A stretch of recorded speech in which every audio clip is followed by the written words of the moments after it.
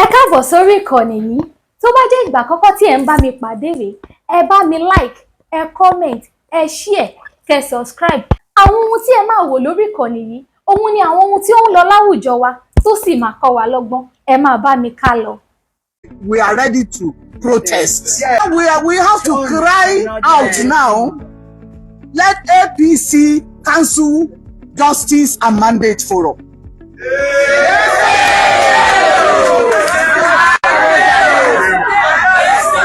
We are one family. We are for APC.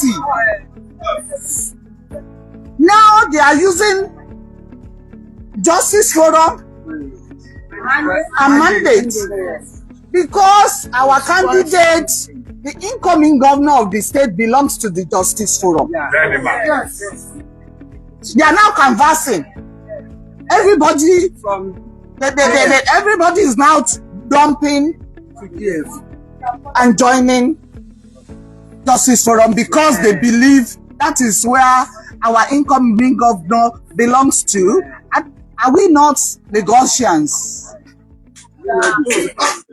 We are all Lagosians. We are APC. As long as you are APC, even when he becomes the governor, he will not become the governor for just APC. He has to balance it.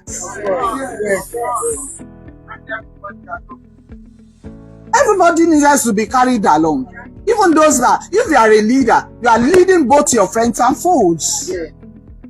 You have to work for all. So I can't understand member of a mandate group dumping mandate, joining Justice Forum, and if mandate won the election, they will try to manipulate and put Justice Forum member there. It's saddening. And it's a way of telling us that hard work doesn't pay in politics. We need something must be done on that. Please, it's very important. Because we are very sure, Sheye, what's his name again? Honorable Sheye won with landslide Moshi constituency 02. In fact, we just say, we decided to come down today. Let's see what they are going to do about it. We are ready to protest. Yes. We are ready to protest because of Yeye Mushi constituency 02, Muti Oladebo, and that constituency 02, and this because we know they won this election. Their mandate should not be given to somebody else. Thank you very much. So we Port Harcourt ladies, all the way from Port Harcourt, we are now in Oyo State. Yes. We are here to rescue those children that was kidnapped. Since the government has failed to bring these children after 40 days, we are taking it upon ourselves to help because the ambassadors of the forest for them. Yes. And as a mother, we are heading to the forest now. Ọwọ́ ìrẹ́kun ti bà wọ́n o. Ẹ̀yin èèyàn, ẹ wá wọ́wọ́ àwọn tí ìrẹ́kun tó níbi tí wọ́n ti ń dọdẹ nínú igbó. Ìlú Oǹdó lélẹ́yìí ti ṣẹlẹ̀ o. Ẹ wá lọ gbọ́ bí wọ́n ṣe mú wọn.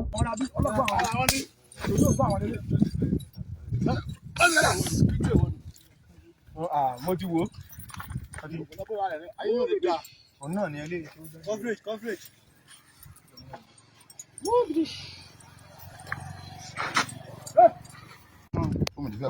Wọ́n kọ́ ní ṣe ní sẹ́ẹ̀ ní kí ní ṣe.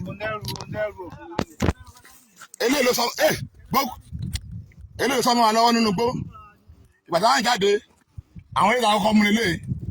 Wọ́n láwọn ń bọ̀ láti Àkùngbá Àkókó. Àkùngbá láwọn ti ń bọ̀. Àkùngbá Àkókó ní Ondo State. Bàtà mú wọn, ohun tá a bá lọ́wọ́ wọn ní. Wẹ́dà sísọ̀s. Ọ̀bẹ rà. Wẹ́dà ọ̀bẹ àti ògùn àti àmà. Honda. Ọ̀bẹ ẹ̀dà àtàwọn ọ̀pọ̀lọpọ̀ ògùn. Ọ̀bẹ ẹ̀dà ẹ̀kọ́ kalẹ̀ ẹ̀kọ́ kalẹ̀. Ọ̀bẹ ẹ̀dà. Ọ̀bẹ ẹ̀dà. ọbẹ̀ dà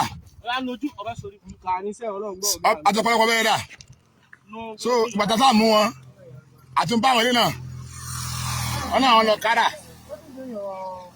gbogbo wọn pátá bòrò ni wọn jẹka yẹ kò bẹ àwọn bòrò ni wọn bòrò pọ́npẹ́lẹ́ ni gbogbo wọn báyìí ìrú ẹ̀kú àwọn ìgbójú sókè eléyìí ló sọnù wa nínú gbó nígbà tí adé pọ́ọ̀tì yẹ àjọyà nígbà tí adé pọ́ọ̀tì yẹ eléyìí tó máa nugbó lélẹ́yìí tó sọ máa nugbó láti padà express so adúpẹ́ lọ́wọ́ lẹ́ Yorùbá adúpẹ́ alálẹ̀ Yorùbá ìpè ọwọ́ àtẹ̀ wọn ọwọ́ ìrù ẹ̀kú security network ẹ̀rọ bàbá Gúsì Sunday Igboho òòsà kí bàbá pẹ́ o ọwọ́ àti tẹ gbogbo wọn báyìí lójú ọ̀nà àwọn ọmọ rẹ kùn ní orúkọ tèmi ní kọmọdáǹtì Adéyìn Máyọ̀wá tí mo jẹ́ kọmọdáǹtì lẹ́gbẹ̀rẹ̀ local government tí mo jẹ́ ọmọ bíbí ìsànlú ìsìn àwọn ilé àwọn bandits ilé tọwọ́ àtó wọn.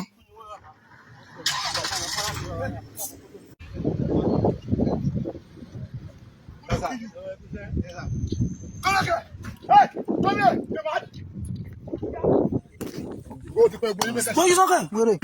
Yeah. Open that. I said open that cap. Open that cap. Open. Hello. Yes, ma.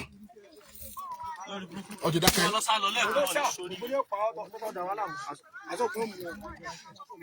What's the wala? Security network. This is video call. Ìrú ẹ̀kún security network gẹ́gẹ́ kí wọ́n rí ojú mi rẹ̀. This is suspected kidnappers. Àwọn eléyìí náà ń bọ̀ láti àkùngbá àkókò. Àwọn eléyìí báyìí lákòókò méjì náà láti àtàkùngbá àkókò. Báyìí lẹ́nu wọn ọ̀pọ̀lọpọ̀ ogun ẹ̀dá ẹ̀ bá kó sọ́jú wọn. Carry your juju come back. Ogun ẹ̀dá. Ogun ẹ̀dá. Ogun ẹ̀dá. Ogun ẹ̀dá.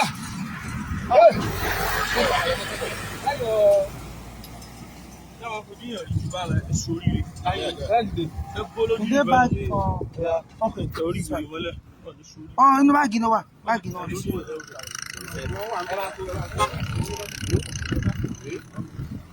Ọmọdé àjọyà o.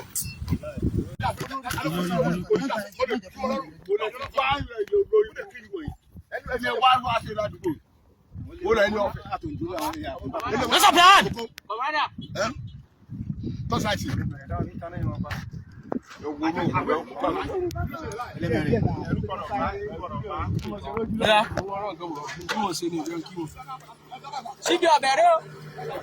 Ẹ bá kó ogbẹ síbẹ̀. Ẹ rí gbogbo oògùn tó ń dè mọ́ olórí burúkú oògùn tó ń lò tó ń mú náà rèé o.